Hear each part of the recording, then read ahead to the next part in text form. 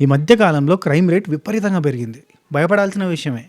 Law and order సక్కగా లేదు అని దానికి అర్థం. కానీ దానికి మించి క్రైమ్‌లో క్రుయాలిటీ విపరీతంగా పెరిగిపోతుంది. అంటే మనుషులు క్రూరంగా తయారవుతారు. బ్రూటల్‌గా చేస్తున్నారు ఏదైనా చేసేది. మర్డర్‌లు కావచ్చు, ఇప్పుడు 'మౌనిక' మర్డర్ విషయం కావచ్చు, 'వైష్ణవి' మర్డర్ కేసు కావచ్చు, చాలా క్రూయల్‌గా చంపుతున్నారు. 5 నెలల బేబీ కడుపులో ఉన్నప్పుడు గర్భవతిని చంపిన హస్బెండ్ ఎంత దారుణము. ఈ రవీంద్ర అనేటోడు 3 ముక్కలు, అంటే వాడు నేవీలో పనిచేస్తాడు, ఇంకా 3 ముక్కలుగా మనిషిని కట్ చేసి ఎంత పాశవికంగా, మానవత్వం ఉందారా, మనుషులైనారా, సైకోగలరా, పిచ్చి లేచిందారా మీకు అనేటట్టుగా చేస్తున్నారు. ఈ మర్డర్లే కాదు, రేప్ ఇన్సిడెంట్లు కూడా. ఆ చిన్న పాపని వాడు ఒక నికృష్టుడు, వాడిని మదనపల్లి ఇన్సిడెంట్, డ్రమ్లో కూర్చి చంపేసింది చూడు, ఆ ఇన్సిడెంట్ కావచ్చు. బ్రూటాలిటీ, క్రూయాలిటీ విపరీతంగా పెరుగుతుంది. ఇంటర్మీడియట్ అమ్మాయి పరీక్షలకని పోయి, ఇంటర్మీడియట్ ఫస్ట్ ఇయర్ అమ్మాయి పరీక్షలకని పోయి కడుపు నొస్తుందని చెప్పి హాస్పిటల్కి తీసుకుపోతే, అసలు అమ్మాయికి గర్భం ఉంది, 9 months డెలివరీ అయిపోయింది, అక్కడనే హాస్పిటల్ బాత్రూంలో డస్ట్బిన్లో పడేసి వెళ్ళిపోయారు. అట్లాంటి క్రూయల్ థింగ్స్. అంటే కామ క్రోధాలు అంటారు చూడు, అసొంటివన్నీ విపరీతంగా పెరిగిపోయి పిచ్చోళ్ళ లెక్క అయిపోతున్నారు జనాలు. ఒక అమ్మాయి 13 ఏళ్ళ అమ్మాయి, మొన్న March 31 నిన్న వైజాగ్ ఎక్కడ 13 ఏళ్ళ అమ్మాయి వాళ్ళ పెద్దమ్మ కొడుకుని లవ్ చేసిందట, అన్నగాని లవ్ చేసింది. వాళ్ళ అమ్మ తిడితే పోయి బిల్డింగ్ మీదకి వెళ్ళి దుంకి 5th floor నుంచి దుంకి చచ్చిపోయింది. అరే ఏం 13 years ఏంది? అంతకంటే ముందు కూడా స్కూల్ అమ్మాయి హైదరాబాద్లో వాళ్ళ అమ్మని చంపేలే, ఒక వేస్ట్ గాని లవ్ చేసి వాడిని తీసుకొచ్చి వాళ్ళ అమ్మ వద్దంట అని చెప్పి చంపేయలే. ఎన్ని ఇన్సిడెంట్లు, అంత బ్రూటాలిటీ, క్రూయాలిటీ, క్రూరత్వం, పిచ్చి కుక్కల లెక్క తయారవుతారు మనుషులు. ఎందుకు ఇంత క్రూయాలిటీ పెరుగుతుంది? నేను చెప్పబోయేదంతా సోది లెక్క ఉంటుంది, ఎందుకంటే మంచి కాబట్టి అది పెద్దగా నచ్చదు, ఎక్కది. ఏదైనా నేను క్రైమ్ గురించి ఇట్లా చేసిండు అట్లా చేసిండంటే మీకు మస్తు మజా వస్తుంది, అంటే వినడానికి అట్లా జరిగిందా ఇట్లా జరిగిందా అని చెప్పి వింటారు. కానీ ఇది ఎందుకు జరుగుతుంది, జరగకుండా ఉండాలంటే ఏం చేయాలి, అసలు ఇప్పుడు కాదు భయ్, బ్రహ్మం గారు 350 ఏళ్ళకి ఇంకా ముందటనే అసలు కలికాలంలో ఏం జరగబోతుంది, దరిద్రం అనేది చాలా నీట్గా ఎక్స్ప్లెయిన్ చేసిండు. ఏం జరగబోతాయి, ఎట్లా జరుగుతాయి, దాని కారణాలు ఏందనేది కూడా మనకు తెలుసు. అవి జరగకుండా ఉండాలంటే ఏం చేయాలని కూడా మనకు తెలుసు. ప్రభుత్వాలు చర్యలు తీసుకోవాలి, శిక్షలు సరిగ్గా పడాలి, శిక్షలు ఇట్లా ఉన్నాయి కాబట్టి, శిక్షలు చక్కగా పడతలేవు కాబట్టి అని వాదించేటోళ్ళు ఉన్నారు చూడు, వాళ్ళనే వాదన కరెక్టే. కానీ అంతకు మించి దాని వెనకాల ఒక రీజన్ ఉంది. అవి జరగడానికి మెయిన్ రీజన్ ఏంటి, దాన్ని ఆపాలి. ఈ వీడియోలో నేను చాలా ఇంపార్టెంట్ విషయాలు డిస్కస్ చేస్తా. ఇవి మన ఫ్యామిలీస్కి, మన ఫ్రెండ్స్కి, అందరికీ ఉపయోగపడేటి. వీలైతే షేర్ చేయండి, మంచి విషయం స్ప్రెడ్ చేసే ప్రయత్నం చెయ్యరు, అది బాధ. చూడరు, అసలు ఇట్లాంటి మంచి విషయాలు చూడరు. అది నాకు కలకల అనిపించే మంచి ఎవడని చెప్తుంటే దేకరే, ఈ హీరోయిన్కి అట్లా వేసిందట, ఆ పొలిటీషియన్కి అట్లా వేసిందట, ఈ క్రికెట్లో గిజ్ జరిగిందట అంటే గమ్మత్ అనిపిస్తుంది మనకి, చూస్తాం కూడా, ఎంకరేజ్ చేస్తాం. కానీ ఒక మంచి విషయాన్ని జనాలు ఎంకరేజ్ చేయరు. వ్యూస్ కూడా రావు, ఈ వీడియోకి పెద్ద వ్యూస్ కూడా రావు. అయినా కానీ నేను తనలాడుతున్నా, ప్రతి వీడియోలో కూడా నేను మంచి చెప్పడానికి ట్రై చేస్తున్నా. అవన్నిటికి వ్యూస్ రాకపోయినా కానీ నేను తనలాడుతున్నా, ఎందుకంటే నా పిచ్చి నాకు ఆనందం కాబట్టి, నా పిచ్చి కొద్దీ నేను ఎడ్యుకేట్ చేద్దామన్న ప్రయత్నం చేస్తున్నా. ఇప్పుడు ఒక్కొక్క క్రైమ్ న్యూస్ గురించి నేను ఒక్కొక్క వీడియో చేస్తే సచ్చినట్టు చూస్తారు, మీరు ఎంజాయ్ చేస్తారు, చాలా వ్యూవర్షిప్ వస్తుంది, ఎక్కువ మంది చూస్తారు. కానీ అది కాదు నా మోటో. అసలు ఇవి ఎందుకు జరుగుతున్నాయి, ఇది జరగకుండా ఉండాలంటే ఏం చేయాలి అనేది నా తపన, నా తాపత్రయం, అది చెప్దామన్న ప్రయత్నం చేస్తున్నా. దీని గురించి కూడా కాలజ్ఞానంలో వీరబ్రహ్మణ్య స్వామి గారు ఒక కొటేషన్ రాశారు. కలియుగాంతాన కపట బుద్ధులు పెరుగును, అబద్ధము నిజమని తిరుగును, నిజము మాట్లాడిన వారిని నిలువున నరుకుదురు అని రాసిండు ఆయన. అప్పుడే రాసిండు అది. నేను మంచి చెప్తాను, ఎవడు వినడు, పట్టించుకోడు. గట్టిగా మాట్లాడిన అనుకో, మంచి కోసం కొట్లాడిన అనుకో, ఉంచకుండా చేస్తారు. చూడండి, రీసెంట్గా నేను పెట్టిన వీడియోస్లో అన్నింటిలో కూడా మంచి గురించి మాట్లాడిన వాళ్ళు ఉంచుతారో లేదో తెలియదు, అట్లా ఉంటుంది సిచ్యువేషన్. సరే, చెప్పే ప్రయత్నం చేస్తా. నేను ఇట్లా చెప్తాబ్బా, కాలజ్ఞానంలో వీరబ్రహ్మేంద్ర స్వామి గారు చెప్పిన కొన్ని కొటేషన్స్ ఉన్నాయి. ఆ కొటేషన్స్ నేను చూసి చదివి చెప్తూ దానికి తగ్గట్టుగా ఎలాంటి హీనియస్ క్రైమ్స్ అయినాయి, ఇట్లాంటివి జరగకుండా ఉండాలంటే ఏం చేయాలి, ఇది 10 మందికి పంపండి, మనోళ్ళకి, చుట్టాలకి, పక్కలకి పంపండి. చూడురా గిసోంటి దిక్కుమాలిన ఇవన్నీ చూస్తాం, మనం క్రికెట్లో చూస్తాం, ఏ రూపాయికి పనికిరాని ఇవన్నీ చూస్తూ ఉంటాం కదా, అవి కాదు, గిసోంటి చూడుర్రా, ఎడ్యుకేట్గా అంటారా అని చెప్పే ప్రయత్నం చేయరు మీ అంతగా. మీ ఫ్యామిలీ గ్రూప్స్లలో పెట్టి గిసోంటి చూడుర్రి అని చెప్పుర్రి. రైట్, ఫస్ట్ థింగ్, వావి వరుసల పతనం. ఇది చాలా మెయిన్ థింగ్. వావి వరుసల పతనం, ఆయన చెప్పిన కొటేషన్ ఏంటంటే, తల్లిని తండ్రిని తానే చంపును కామక్రోధాదులు మదిని నిండగా. కామం, క్రోధం అనేది అట్లలో కొట్టుకొని ఆడు తల్లిని చంపుతాడు, చెల్లిని చంపుతాడు, పిల్లని చంపుతాడు, తోడబొట్టిన వారిని చంపుతాడు, ప్రతి ఒక్కరిని చంపుతాడు, వెనకాడ వాడాడు. ఇవి పెరిగిపోవడం వల్ల, ఇప్పుడు చూడు, కామక్రోధాల వల్లనే కదా ఇవన్నీ జరుగుతున్నాయి. ఇప్పుడు తల్లిని చంపింది ఒకటి, ఓ స్కూల్ పిల్ల, ఏం తెలివి, ఏం నాలెడ్జ్ ఉంది, దాని మెదడు ఉందా, పెండుందా, తల్లిని చంపింది. అది కాకుండా వాడిని అది ఒకడిని చిల్లరగానే లవ్ చేస్తే వాడిని పిలిపించి మరీ చంపింది. కేసు హైదరాబాద్లో జరిగింది, గుర్తుంది కదా.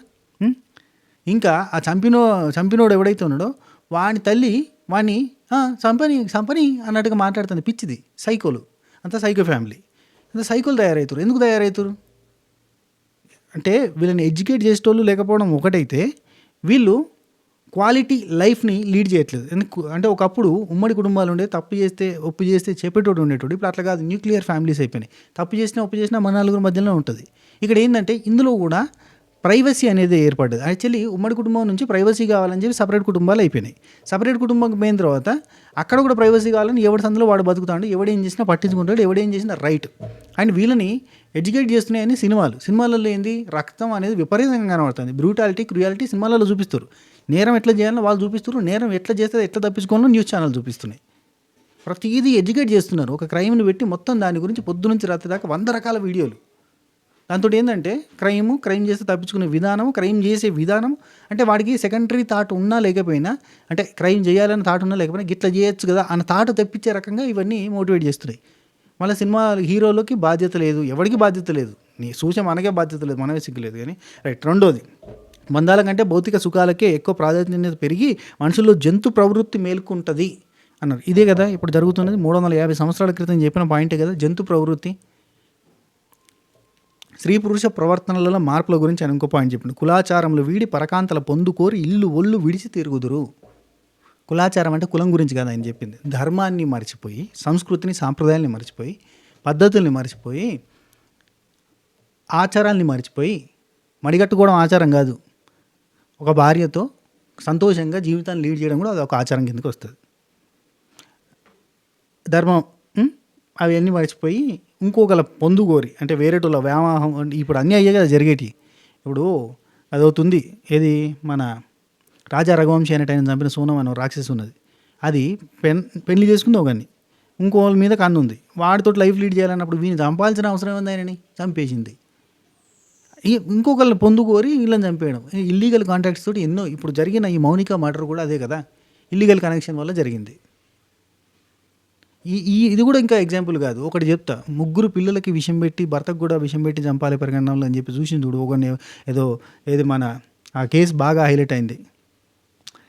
గెట్ టుగెదర్ పార్టీకి పోయి స్కూల్ ఫ్రెండ్ని కలిసి వానితోటి లైఫ్ లీడ్ చేయాలని చెప్పి పిల్లలు 3 కొడుకులు, బంగారం అసంటోళ్ళని 2 కొడుకులు ఒక బిడ్డని చంపేసింది. గుర్తుందా? కామం, పరాయి మొగాడి అంటే ఇష్టం ఉండి ఇట్లా చేయడం. అంతే ఎందుకు పోయి ఎంతోమంది లేడీస్ తెలిసినవి అంటే దొరికిన వాళ్ళు దొంగ, దొరకని వాళ్ళు ఎంతోమంది ఉన్నారు.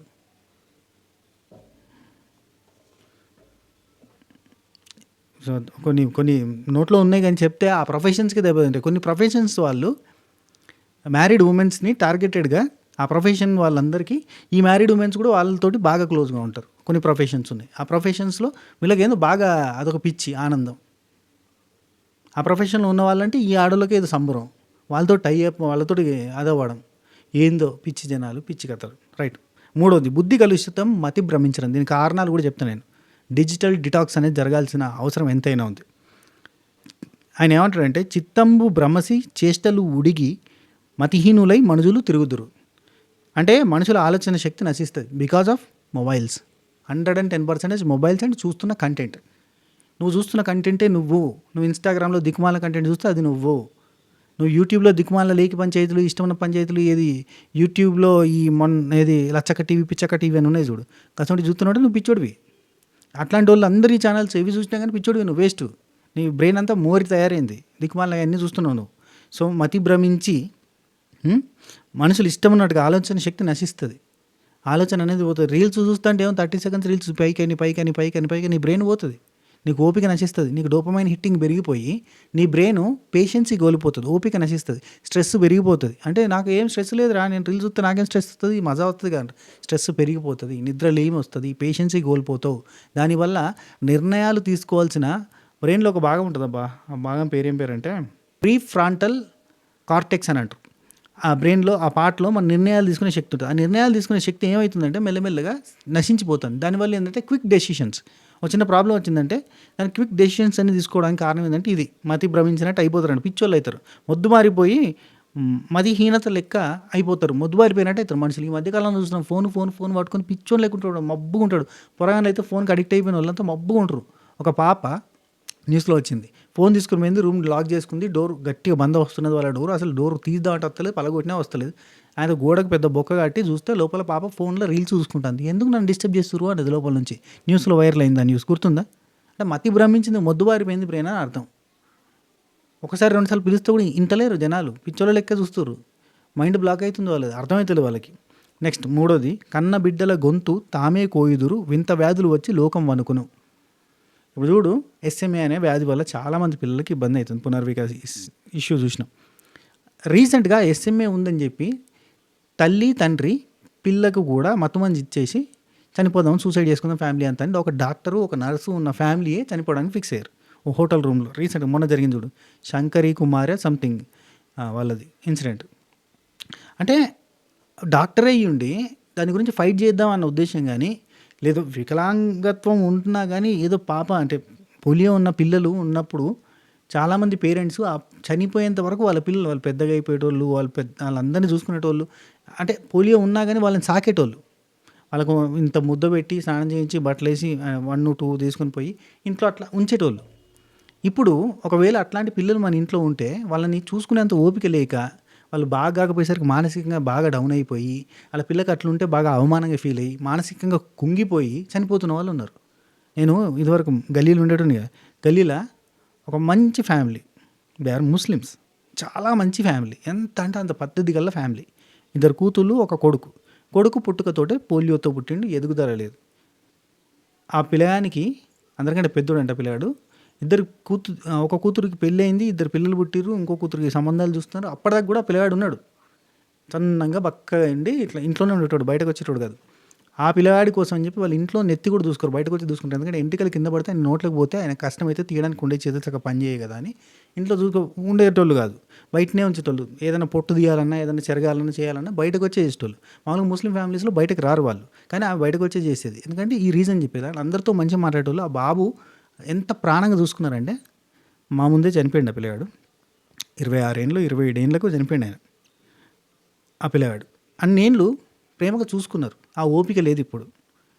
కొడుకు బాగాలేదంటే కొడుకుతో పాటుగా మనం సూసైడ్ చేసుకుందాం, నిర్ణయాలు తీసుకునే కెపాసిటీ లేకుండా పోయింది. అండ్ బిడ్డల్ని చంపే తల్లిదండ్రుల గురించి ఇంతకుముందే చెప్పిన ఎన్ని కేసులు చూసినాం రీసెంట్గా. బిడ్డల్ని చంపిన వాళ్ళు ఎన్ని. హైదరాబాద్లో రీసెంట్ టైమ్స్లో కూడా జరిగింది. పొయ్యిలో పెట్టింది, చిన్న బాబుని పొయ్యిలో పెట్టింది. అరే, నీకు అన్యం పుణ్యం తెలియక నీకు ఎడ్డెక్కిరితనంతో చిన్న వయసులోనే గర్భం వచ్చింది, వెళ్ళబుట్టింది అన్నా కానీ ఆ పిల్లని జాకాలి అనుకోవాలి, కానీ తీసుకుపోయి డస్ట్బిన్ వారేయడము, చెత్తగుండలో ఎకనం వారేయడం, చంపేయడం. రీసెంట్గా వెస్ట్రన్ కమోడ్ ఉంటుందా, కమోడ్ పైన డబ్బా ఉంటుందా వాటర్ది, అందులో పెట్టిపోయిన వాళ్ళు కూడా ఉన్నారు. రీసెంట్గా కూకట్పల్లి సైడ్ హాస్పిటల్లో జరిగింది ఇన్సిడెంట్. ఏం చేస్తాను చెప్పి ఎన్ని కేసులు బయటకు వచ్చేటి, బయటకు రాని ఇంకెన్నో ఉంటాయి. దౌర్భాగ్య స్థితి అని చెప్పాలి దీన్ని. అరే, చెరువులో దుంకి చనిపోదాం అని ఒక ఆయన అనుకున్నాడు పిల్లలతోటి, పాపకు బాగు చేయించలేకపోతున్నాను బాధలతోటి. అండ్ వింత వ్యాధులు వచ్చి లోకం వణుకును. కరోనా లాంటివి, ఎస్ఎంఏ లాంటివి, ఇవన్నీ వింత వ్యాధులు కదా, లోకం వణుకుతుంది. నిస్సహాయతతో ప్రాణాలు వదులుదురు. నెక్స్ట్, కలిధర్మం, అన్యాయమే రాజ్యం వెళ్తుంది. కపటబుద్ధులు పెరిగి అబద్ధం నిజమని నిజము చెప్పేవారిని నిలువున నరుకుదురు. మోసగాళ్ళు, అబద్ధాలు చెప్పేటోళ్ళు సమాజంలో గౌరవించబడి నీతిగా ఉండేవారు ఇబ్బందులు పడి చట్టం ధర్మం సరిగ్గా పనిచేయక బాధపడతారని హెచ్చరించిండు ఆయన. ఇన్ని పాయింట్స్ చెప్పిండు, ఎప్పుడో చెప్పిండు. ఇవన్నీ జరుగుతున్నాయా? ఎన్ని ఇన్సిడెంట్లు ఈ రీసెంట్ టైంలో జరిగిన ఎన్ని ఇవే ఇన్సిడెంట్లా? దీని అన్నిటికీ కారణం ఏంటి చెప్పండి? ఒకటి, చట్టాలు సరిగ్గా లేకపోవడం, ఫస్ట్ పాయింట్. సెకండ్ది, ఇల్లీగల్ మ్యారిటల్ అఫైర్స్ చాలా చాలా రూడ్ క్రూయల్ విషయాలకు దారితీస్తుంది. కూకట్పల్లిలో రీసెంట్గా మొన్న ఒకటి జరిగిందా ఇన్సిడెంట్. వైఫ్ 2 కిడ్స్ని చంపి ఆమె చనిపోయింది, సూసైడ్ చేసుకుంది. రైల్వే ట్రాక్ కింద పడిపోయిన వాళ్ళు ఈ మధ్యకాలంలో చూస్తున్నామా. ఒక తల్లి 2 పిల్లల్ని, చాలా మంచిగా ఉన్నారు, వెల్ సెటిల్డ్ ఫ్యామిలీ వాళ్ళు పోయి ఎంత ట్రైన్ కాడ చచ్చిపోయారా. అంత అంటే మైండ్ పనిచేస్తలే, బ్రెయిన్ పనిచేస్తలే, పిచ్చోళ్ళు అవుతుర్రు. చూడ్డానికి మంచిగా కనబడుతురు, టిప్పు టాప్గా రెడీ అయ్యి, షోకేస్గా రెడీ అయ్యి టిక్టాకులలో, ఇన్స్టాగ్రామ్లలో, రీల్స్లలో కనబడతారు, కానీ అది వాస్తవం కాదు. అక్కడ కనబడేదంతా వాస్తవం కదా, అవాస్తవం. పిచ్చోళ్ళలాగా బతుకుతున్నారు సగం మంది. మనకు బయట చూడడానికి మాత్రం నీట్గా కనబడుతున్నారు. సాంకేతికతలో ఉన్న విచ్చలివిడితనం అనేది దీనికి మెయిన్గా కారణమవుతుంది. మనం చూస్తున్న వెబ్ సిరీస్లు, cruel and crime thrillers, crime అనేది చూసి క్రైమ్ అనేది చాలా సింపుల్గా కనబడుతుంది.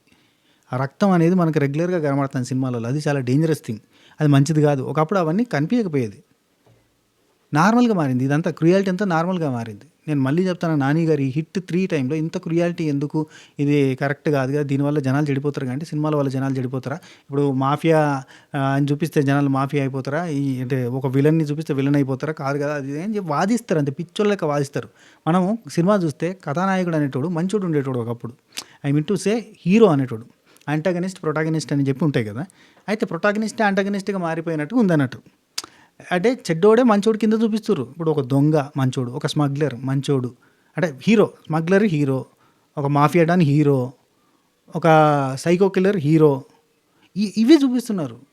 ఇది చాలా చాలా నెగిటివ్ ఇంపాక్ట్ చూపిస్తుంది జనాలకి. వాళ్ళు హీరోలు కాదు, వాళ్ళు విలన్స్ని హీరోలుగా ప్రొజెక్ట్ చేస్తున్నారు. అంటే విలన్నే అంటే నెగిటివ్ షేడ్, గ్రే షేడ్లో ఉండాలి హీరో అని అనుకుంటున్నారు. గ్రే షేడ్లో ఇది ఎంత పూరి జగన్నాథ్ గారు చేసిన తప్పులేక మన తెలుగులో అయితే ఎప్పటి నుంచో ఉండొచ్చు, కానీ పూరి జగన్నాథ్ గారు బాగా హైలైట్ చేశారు గ్రే హీరోలని. అది చాలా టూ మచ్ రూడ్గా పోతుంది. అట్లా రూడ్గా చేస్తేనే చూస్తున్నారు. అంటే ఇప్పుడు ఎల్ కొడక అనేది ఇక్కడ ట్యాటూ వేయించుకోవడం అది కరెక్టా? కాదు. అది చేస్తేందంటే జనాలు చూస్తున్నారు, పిచ్చోళ్ళు అలా చూస్తున్నారు. ఆ గడ్డము, ఆ జుట్లు పెంచుకొని నువ్వు ఉంటావా బయట పిచ్చోడు అని అంటారు. మరి అది చేస్తున్నారు. పుష్ప ఒక స్మగ్లర్ హీరో, ఓకే. వ్యాన్లో హీరోయిన్ వేసుకొని ఇంకేదో చేస్తుంటే అది ఓకే, అన్నీ ఓకే. ఇవన్నీ ఓకే కాదు, ఇవన్నీ మారాలి. కానీ మార ఇంకా బ్రూటాలిటీ, ఇంకా క్రుయాలిటీ చూపిస్తారు. ఇంకా మనం చూస్తాం, ఇంకా జనాల మీద ఇంపాక్ట్ పడుతుంది, మన పిల్లల మీద ఇంపాక్ట్ పడితే అది చూసినోడు వాడు చేయడానికి ట్రై చేస్తాడు కూడా. అర్థమైందా? వాళ్ళంతా హీరోలు అన్నప్పుడు వాడు కూడా స్మగ్లింగ్ చేయబుద్ధి అవుతుంది. స్మగ్లింగ్ చేస్తే హీరోనేమో అని అనుకుంటాడు వాడు. అవునా కదా? అదే చూపిస్తున్నారు, అదే చేస్తారు. ఏది చూస్తామో అదే తయారవుతూ ఉంటాం, మనని తయారు చేస్తూ ఉంటాం. మెల్లమెల్లగా ట్యూన్ అవుతారు వాడు. రైట్. ఈ అడల్ట్ కంటెంట్ విరివిగా దొరికిపోవడం అనేది కూడా మెయిన్ రీజన్. ఇప్పుడు బట్టల గురించి డిస్కషన్స్ వస్తాయి. బట్టల గురించి కాదు, రావాల్సిన ఏంటంటే బట్టలు వేసుకొని ఈ బూతు కంటెంట్లు చేసేటోళ్ళు ఎక్కువ శాతం, అంటే కనీసం పైన కొంచెం చూపిస్తే కానీ క్లిక్ అవుతలేదు ఇన్స్టాగ్రామ్లో అని చెప్పి చూపించడానికి ఎగవాడే ఆడోళ్ళు తయారైపోయారు. దానివల్ల అక్కడ చూసి వాడు ఇంకెవరి మీద ప్రయోగాలు చేస్తాడు. అది పెద్ద లాజిక్, కానీ అది ఎవడు పట్టించుకోడు. అదే మెయిన్ లాజిక్. ఇక్కడ ఏమంటే బట్టలు అంటుర్రు అంటారు. బట్టలు అంటుర్రు, ముసలోళ్ళని చేస్తారా, పిల్లల్ని చేస్తారంటే బట్టలు వేసుకొని నువ్వు చూపిస్తుంటే నిన్నేం చేయలేక పిల్లల మీద పడతారు, నిన్నేం చేయక ముసలోళ్ళ మీద పడతారు. వాళ్ళ అనేటోళ్ళు అందరినీ చెప్పు తీసుకొని కొట్టబుద్ధి అవుతుంది. కానీ బట్టలు అంటారు, బిట్టలు అంటారు. మీరు చేసే పెంట వల్ల మిగతా వాళ్ళ మీద అటాక్లు అవుతున్నాయి. వరస్ట్. నెక్స్ట్, ఫోన్స్లో డోపమైన్ హిట్టింగ్ అనేది బాగా జరుగుతుంది. దానివల్ల ఏంటంటే పేషెన్సీ కోల్పోతున్నాడు, రివార్డ్ సిస్టమ్ పనిచేస్తలేదు, ఏకాగ్రత కాన్సన్ట్రేషన్ లేదు, హార్మోనల్ ఇంబ్యాలెన్స్ జరుగుతుంది.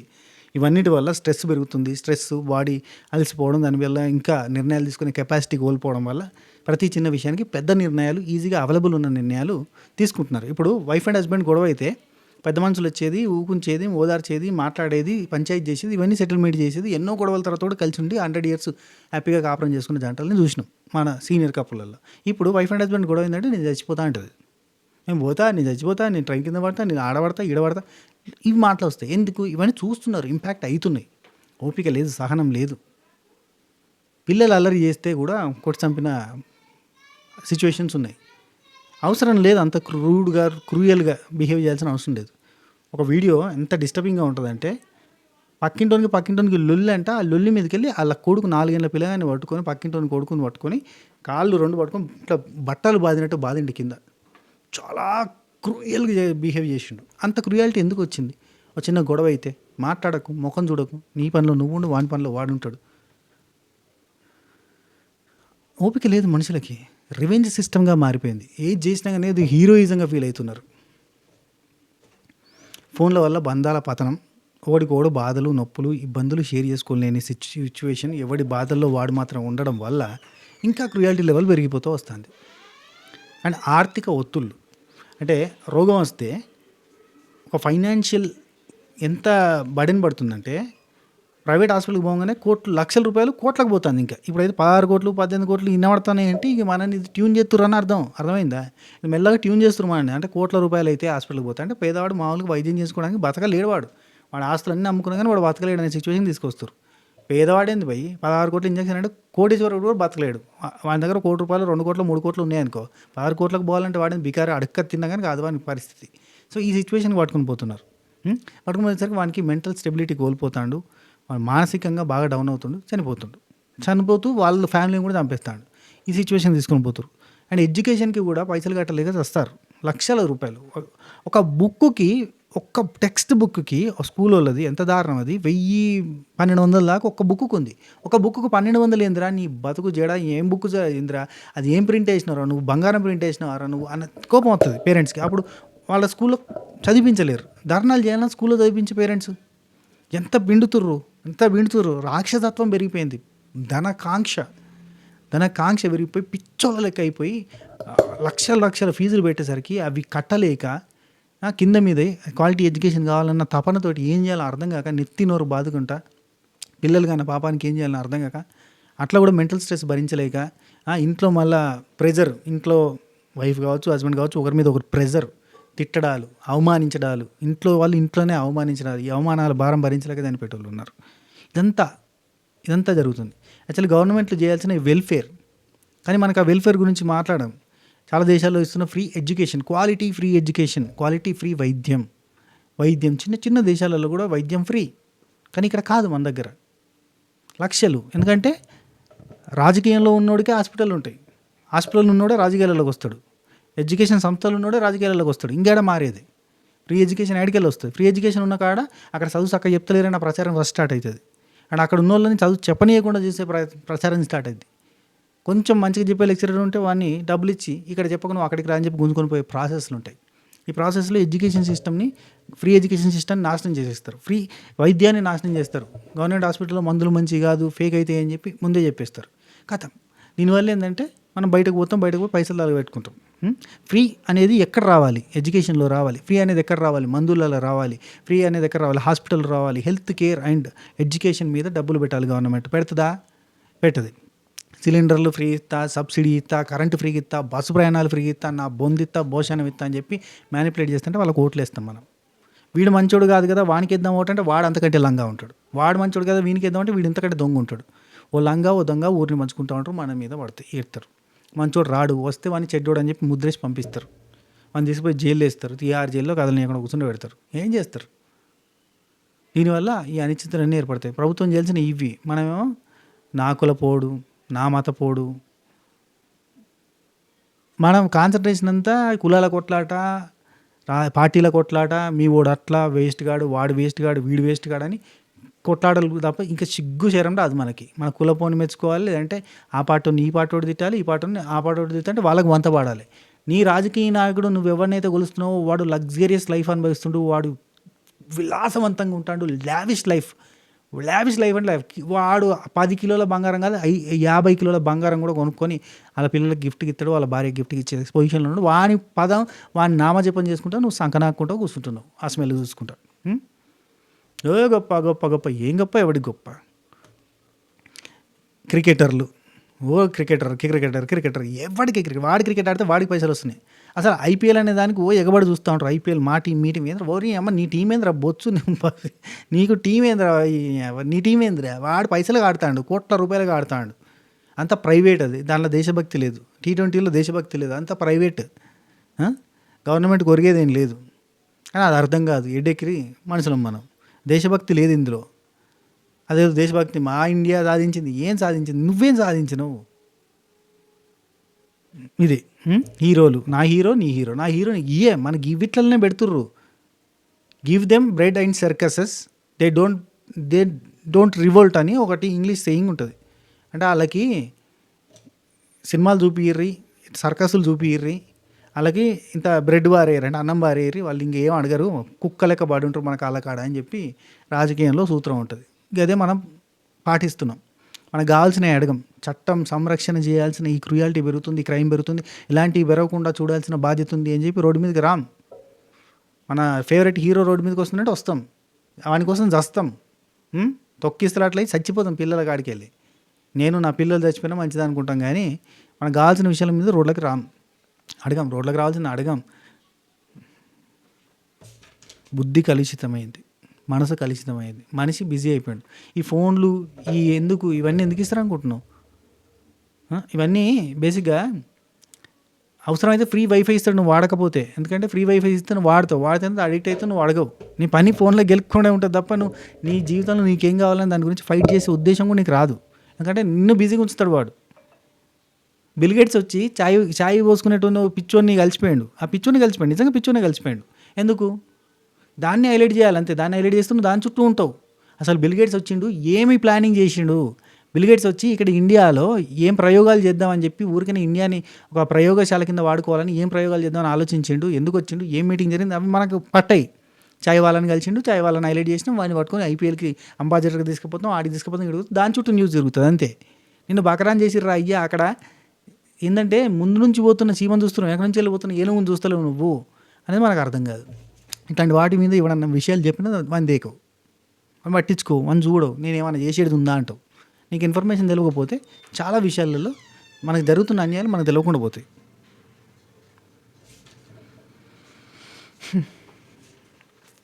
కావాల్సింది, మారాల్సింది ఫస్ట్ థింగ్ డిజిటల్ డిటాక్స్.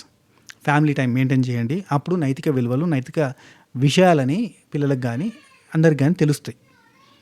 ఏదైనా సమస్య వస్తే దాని నుంచి తప్పించుకోవడానికి ప్రయత్నం చేయడం కంటే దాన్ని సాల్వ్ చేయడానికి ప్రయత్నం చేయాలి. అండ్ మనకు తెలియకపోతే పెద్దల్ని అడగాలి. పెద్దల్ని అడిగితే మనకి తెలియని విషయాలు వాళ్ళకి తెలుస్తాయి. నేను ఎవరిని అడగా, నాకు అవసరమే లేదు, నేను నా పిల్లలు నా మగుడు, నేను నా భార్య నా పిల్లలు, ఇది కాదు. మిగతా వాళ్ళని కూడా అడిగితేనే ఇన్ఫర్మేషన్ తెలుస్తుంది, ఒక క్లారిటీ అనేది ఏడుస్తుంది. మనకు తెలియని మన సీనియర్స్కి తెలిసి ఉంటాయి, వాడు ఫేస్ చేసి ఉంటాడు మన లైఫ్లో. అడగాలి. సంసారంలో సమస్యలు కావచ్చు, ఇంకేమైనా ఆర్థిక సమస్యలు కావచ్చు, ఇంకేదన్నా ఉంటే వాడిని సలహా తీసుకోవడం తప్పు కాదు. లేదంటే ఇట్లా నా లెక్క మంచిగా ఏమైనా చెప్పేటోడు ఉంటే వాడిని జర చూడండి, వాడిని ఎంకరేజ్ చేయండి. మంచిగా విషయాలు చెప్పేటోళ్ళు, ఇప్పుడు మనీ మేనేజ్మెంట్ గురించి కావచ్చు, ఫైనాన్షియల్ మేనేజ్మెంటు, మన మెంటల్ హెల్త్ గురించి అండ్ మంచి ఫుడ్ గురించి, ఇట్లాంటి వాళ్ళని ఫాలో చేయరు. మంచిగా చెప్పే వాళ్ళు ఉంటారు చూడరు, గవ్విటిని ఫాలో చేసి మిగతా అన్ని అన్ఫాలో కొట్టేయరు, అన్సబ్స్క్రైబ్ కొట్టేయరు, అన్ని దిక్కుమాలి అన్నీ తీసిపారేయరు. ఎవ్వి పనికిరావు చెప్తున్నా. Mental health, physical health, food, ఇవి health and food and financial management, ఇంతే. ఇది నీ లైఫ్లో కావాల్సిన ఇవే.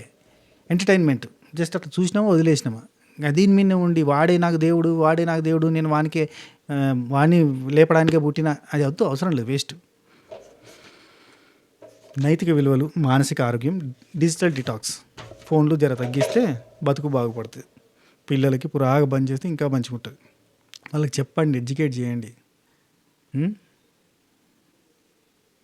క్రుయాలిటీ తగ్గాలి అని అంటే క్రుయాలిటీ చూడడం తగ్గాలి. ఈ న్యూస్ ఛానల్ అబ్బా వరస్ట్గా తయారైనాయి. వాడు సంచిలో తలకాయని పెట్టుకొని ఇట్లా వచ్చిండొచ్చు, ఇట్లా లిఫ్ట్ ఓపెన్ చేసి ఉండొచ్చు, ఇట్లా ముందుకు ఉండొచ్చు, ఇక్కడ బరువు ఉంటుంది కాబట్టి ఇట్లా ఊగుతూ ఉండొచ్చు అని చెప్తాడు. ఎవరా చిగ్గుందారా నీకు, నువ్వేం చెప్తున్నారా, నువ్వు రిపోర్టింగ్ ఆరా చేసేది, ఏం మాట్లాడుతున్నారో నువ్వు క్రైమ్ని ఎక్స్ప్లెయిన్ చేయడం ఏందిరా? క్రైమ్ని ఎక్స్ప్లెయిన్ చేయి, క్రైమ్కి ఇట్లా జరిగిందని చెప్పు, ఇట్లా జరిగింది ఇట్లా జరగదు అని చెప్పు. అట్లా కాదు నువ్వు చెప్పేది. ఏం జరిగింది సీన్ టు సీన్ ఎక్స్ప్లెయిన్ చేస్తున్నా, ఎక్కడ జరిగింది డోర్ టు డోర్ ఓపెన్ చేసి చెప్తున్నా.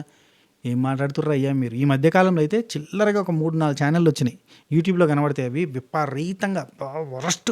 వాళ్ళని చూస్తా అంటే గుజ్జు అచ్చే ఘోరం అంటే ఘోరం ఉంటాయి ఆ 3-4 ఛానళ్ళు. మరి వద్దంటే సజెషన్లకు వస్తున్నాయి. వాళ్ళకి 1కి 10 ఛానళ్ళు ఉంటాయి, 1కి 10 కాదు 500 ఛానల్ దాకా ఉన్నాయి ఒక్కొక్కరికి అయితే. అని తిప్పి అదే న్యూస్ అన్లా వేసి పడేస్తూనే ఉంటారు. క్రియేటివ్ కామన్స్లో నూకాలి, అన్నిట్లలో పడేయాలి, పైసలు సంపాదించాలి, అదే పని మీద ఉన్నారు. ఒక న్యూస్ మీద 200-300 వీడియోస్, 500 వీడియోస్ దాకా చేస్తారు. ఒక న్యూస్ మీద 200-300 వీడియోస్. మరి ఏందిరా మీరు, నీ అవ్వ మీరు ఉచ్చ వాష్ బేసిన్లో చేపలు పట్టేటోళ్ళు, అంతకంటే దారుణం.